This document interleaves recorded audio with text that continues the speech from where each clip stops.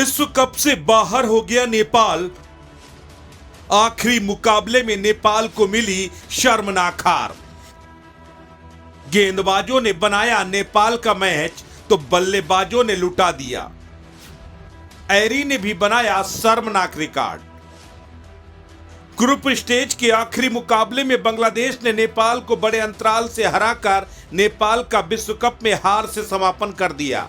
जिस धाकड़ अंदाज में नेपाल ने दक्षिण अफ्रीका के खिलाफ खेल दिखाया था, जिस शानदार अंदाज में नेपाल के गेंदबाजों ने विश्व कप में मैच बनाया, वहां पर नेपाल के बल्लेबाजों ने जीते जिताए मैच हरवा दिए। खासकर दीपेंद्र सिंह एरी और कुशल मल्ला जैसे बल्लेबाजों ने सबसे ज्यादा निराश किया। दुनिया के सबसे खूंखार बल्लेबाज माने जाने वाले दीपेंद्र सिंह एरी के बांग्लादेश के खिलाफ जिस तरह का रिकॉर्ड बनाया, उस तरह का रिकॉर्ड शायद ही कोई धाकड़ बल्लेबाज बनाना चाहेगा।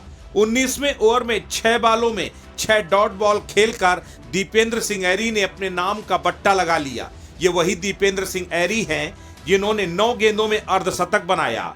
ये वही दीपेंद्र सिंह एरी हैं जो 6 बालों में 6 छक्के लगाते हैं। और ये वही दीपेंद्र सिंह एरी हैं जो 19वें ओवर में 6 गेंदें डॉट खेलते हैं और उसके बाद अगली गेंद में आउट हो जाते हैं। नेपाल का विश्व कप का सफर यहीं से खत्म हो गया। नेपाल सिर्फ एक मुकाबला जो बारिश की वजह से ड्रॉ हुआ, उसमें 1 अंक को छोड़ दिया जाए तो नेपाल कोई भी मुकाबला जीत नहीं पाया। लेकिन उसके बाद भी नेपाल इस विश्व कप मुकाबले से बहुत कुछ सीख कर वापस जा रहा है। लेकिन नेपाल के लिए निराश करने वाली बात यह है कि नेपाल के बल्लेबाजों ने बेहद ही शर्मनाक बल्लेबाजी की। नेपाल की बल्लेबाजी औसत गेंदबाजी के आगे भी घुटने टेकती नजर आई, जबकि नेपाल के गेंदबाज टीम के लिए बेहतर काम करते हुए दिखाई दिए। सबसे बड़ी बात यह है कि नेपाल की टीम विश्व कप से बाहर हो गई है और वापस अपने देश लौटेगी। लेकिन अब जरूरी है कि नेपाल अब मंथन करे कि उसने गलतियां कहां की। संदीप लामिछाने को आखिरी 2 मुकाबले खेलने को मिले, लेकिन आखिरी मुकाबले में संदीप ने अपनी छाप छोड़ी।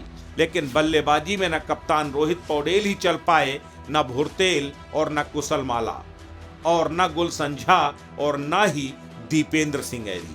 ऐसे में अब कोच मोंटी देसाई को नेपाल की बल्लेबाजी पर बहुत मेहनत करने की जरूरत है। फिलहाल नेपाल अमेरिका और वेस्टइंडीज की सरजमी से बहुत कुछ लेकर जाएगा। सबसे बड़ी बात यह है कि नेपाल ने विश्व कप शुरू होने से कुछ दिन पहले ही गेंदबाजी कंसल्टेंट का ऐलान किया था। ऐसे में वेस्टइंडीज के रॉड्रिक ने आते ही नेपाल के गेंदबाजी डिपार्टमेंट के लिए बहुत बेहतर काम किया है। लेकिन अब चुनौती नेपाल के सीनियर कोच मोंटी देसाई पर होगी कि वो नेपाल की बल्लेबाजी को किस तरह बेहतर बनाते हैं। नेपाल के बल्लेबाजों के पास टैलेंट की कोई कमी नहीं है, ना ही उनके पास क्लास का कोई अभाव है।